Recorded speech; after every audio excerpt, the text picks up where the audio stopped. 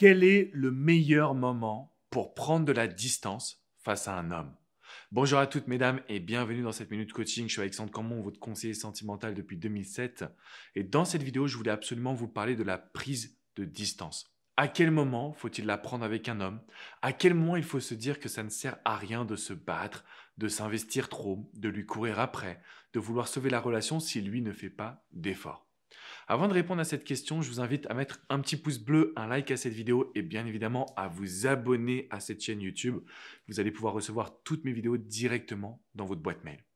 Alors je sais que la situation n'est pas vraiment simple, vous avez des sentiments, vous avez envie de vous battre, vous avez envie d'améliorer la relation, mais malheureusement rien ne fonctionne et vous demandez à quel moment faut-il prendre de la distance.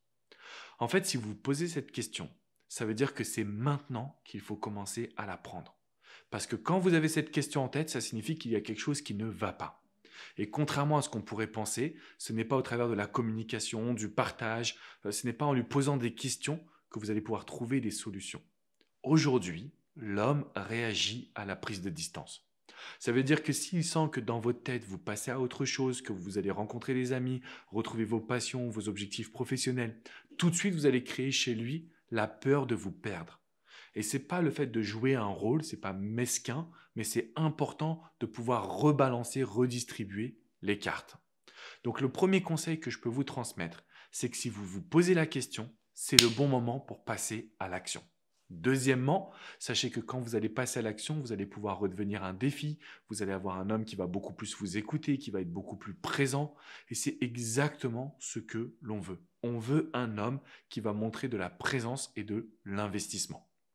Le deuxième point que je voulais absolument vous partager, c'est qu'aujourd'hui, quand vous vous posez la question de savoir à partir de quel moment vous devez être distante avec un homme, la vraie question c'est comment vous pourriez faire pour retrouver une vie positive, agréable sans lui. C'est pas sans lui dans le sens où on va le quitter, mais plutôt qu'est-ce que vous avez délaissé pour votre histoire.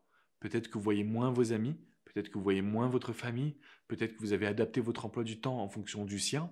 Et en faisant ces actions-là, en fait, vous êtes un peu trop acquise ou en demande.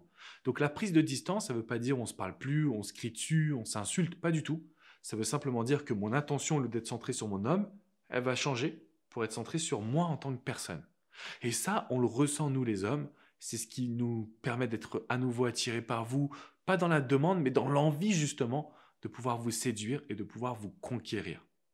Donc aujourd'hui, en fait, la prise de distance, c'est un outil un peu comme le fuis-moi, je te suis, qui permet vraiment de consolider une relation. Pourquoi on consolide une relation? Non pas parce qu'on va être tout le temps l'un sur l'autre, mais au contraire, parce qu'on va avoir chacun des vies séparées, donc des vies avec nos amis, notre famille, comme je l'ai dit, par rapport à nos vies personnelles. Et ensuite, on se retrouve pour le meilleur. Il faut absolument accepter cette idéologie si vous voulez que votre relation évolue, si vous voulez prendre une distance qui ne soit pas trop durable, qui ne soit pas trop fatale, qui ne soit pas trop également forte d'une certaine façon, parce qu'on veut reconstruire votre couple.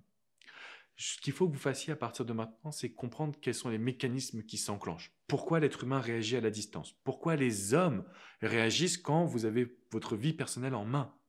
Tout ça, je vous l'explique dans une vidéo qui est privée. Donc, elle n'est pas sur cette chaîne YouTube, elle n'est pas sur mon site internet.